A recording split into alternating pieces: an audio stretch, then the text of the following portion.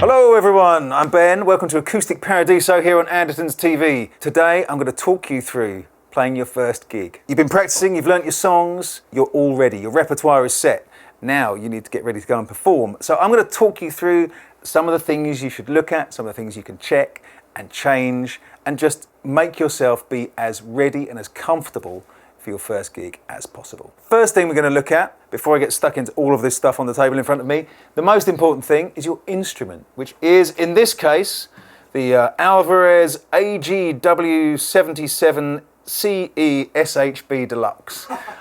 Catchy name as ever. I think this retails at $399. I picked this guitar because it's, it's not your very basic starter guitar. It's got an LR Baggs Element pickup in it, so it's a reasonable kind of undersaddle style pickup, and it's a very solid gigging guitar.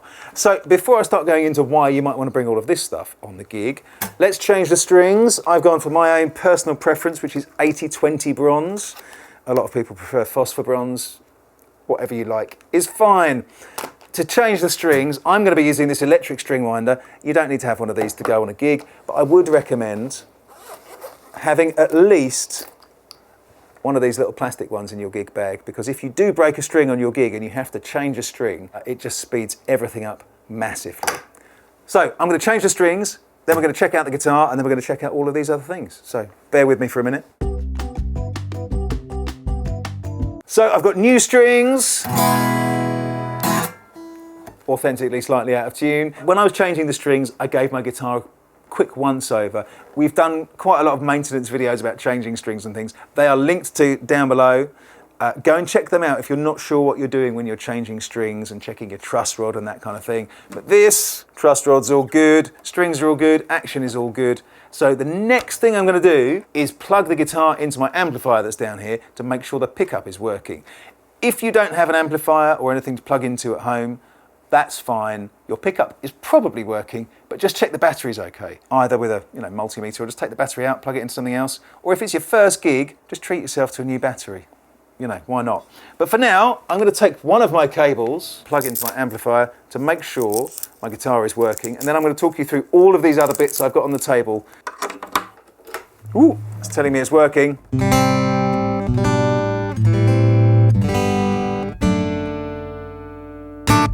That's definitely working. I'm getting sound out of my amp.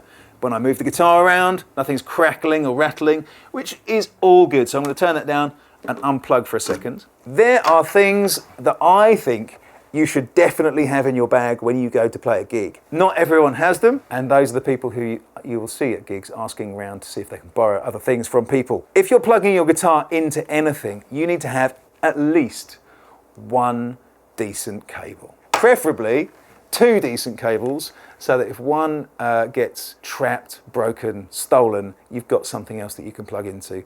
The venue you're going to may have cables there. They may work, they may not. So if you've got one that you know is good, that's always a good thing to have.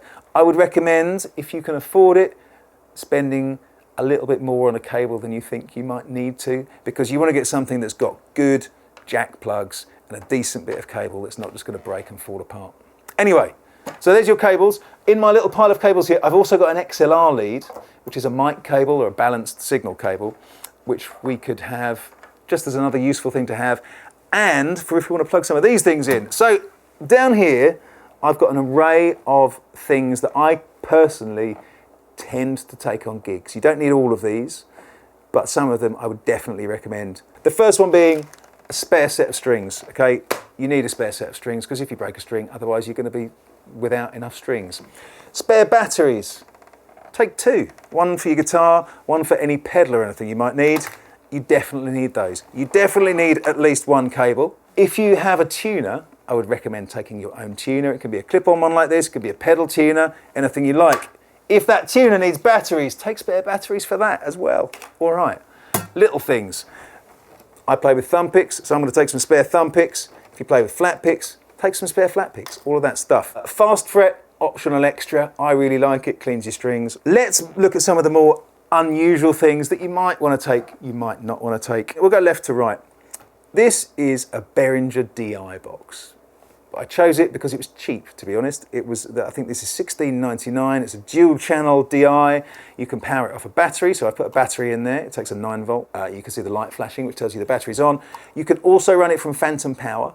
So if you've got a sound desk and a genial sound engineer who can send you phantom power down the XLR, you plug your guitar into one channel and it goes out to the desk on a balanced line using an XLR cable like that. Most places you're going to go and play, if it's like a venue or a kind of open mic night type of thing, they'll probably have DI boxes there, but it never hurts to have something like this just in your gig bag so that if you turn up and they haven't got them, or the ones they've got are terrifically unreliable and falling apart, you can just pull yours out and say, I've got this, it's good. Next up, we've got graphic equalizer pedals. Now, the graphic EQ, when you're using it on acoustic guitar, is one of the most useful things you can have. I like a 7-band EQ because on here you've got we've got 100, 200, 400, 800 hertz, and then 1.6K, 3.2 and 6.4. I'm generally not using the graphic equalizer to kind of sweeten my sound, but I'm using it to knock out frequencies that might be feeding back or making the guitar sound kind of boxy or kind of barky like they sometimes do. Generally speaking, it's around about the 400 hertz area on most guitars, in that kind of high mid-range where you'll find the kind of problems. Another useful thing it's good for is if you're playing with other people and you might need a solo boost or anything, you can use the level control and just turn it on and off as a solo boost, which is quite handy. This one is the Boss one. I think that is over £90, so it's quite an expensive version. Of course, it's Boss, so it will last forever. But if you can't quite stretch to that, we've got this Landlord version. This is only a 5-band with 100, 250, 630, 1.6K and 4K. Potentially slightly less useful because it doesn't have that kind of 400 hertz range, but considerably cheaper. I think this is about 20 odd quid. All the links are below as ever. Going a little bit further over, this is kind of a combination of a DI box and an EQ. This is the Vailton, what's it called? The Dapper Acoustic Mini. And I know we did a video on these a few years ago because I've actually got one that I keep in my gig bag as an emergency kind of box. For the very reason I've spoken about. If you turn up to a venue and you've seen, we've got all the gear you need, we've got DI boxes, we've got this, that and the other, and you turn up and everything's in pieces, and this has got me out of trouble on more than one occasion. This has got built-in reverb, you've got a preamp which has got volume, bass, middle, treble, and importantly it's got a notch control, and it's also got a compressor which you can use it kind of as a volume boost again. It's got a headphone amp, which is useful for practice, and it's also got a built-in tuner, which is very helpful. And on the side, it's got a balanced XLR out. Whew. As I said, you don't need all of these things for a gig, but it's very useful if you can have some kind of combination of them. The other thing you might want, and I've never actually used one of these, but I know people who do. This is the Soundhole cover. So if you are getting feedback issues, this pops into your Soundhole, in theory. There we go. So that fits in the Soundhole and will make your guitar considerably quieter, but will help to stop it feeding back.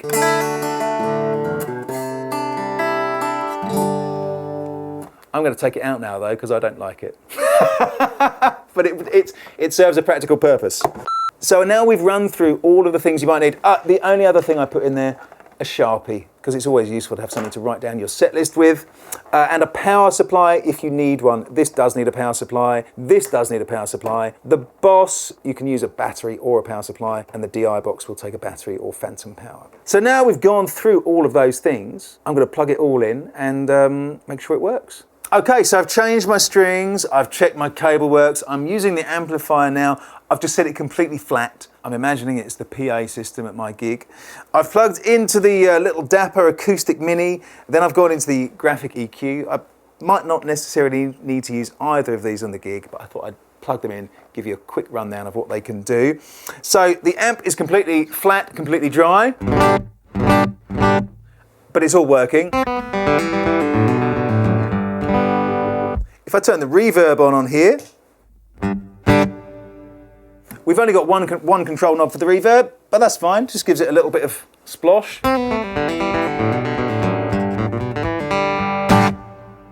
That's fine, very useful. We've got a tuner, so if I press and hold that, it gives us chromatic tuner with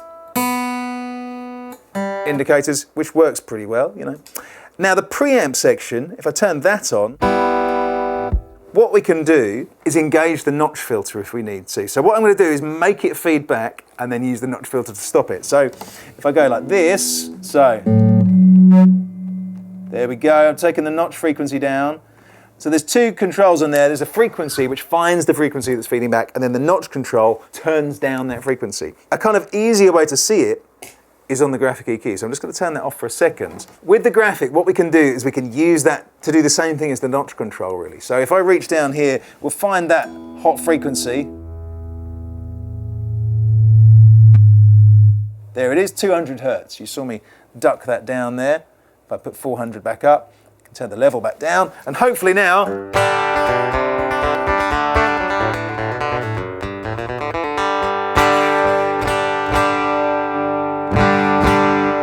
so I probably don't need to take all of that low end out, but just to notch it a little bit.